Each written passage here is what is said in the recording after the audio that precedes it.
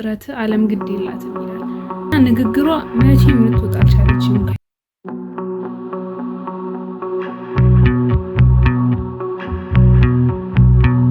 እልፍ ወዳቂ በሞላበት ዓለም ለሞካሪ የሚዜም ሽሩሩ የለም የሚል ጽሑፍ አየሁና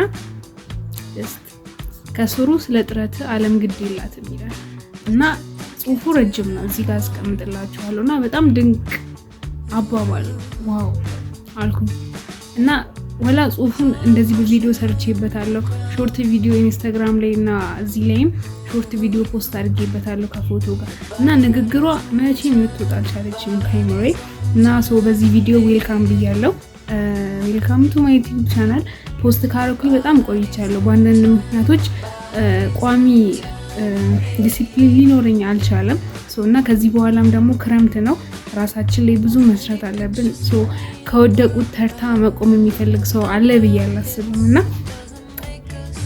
እንግዲህ መልካም ክረምት ብያለሁ። ጀስት ሊገባ መልካም ክረምት ራሳችሁ ላይ የምትሰሩበት ወር ይሁንላችሁ።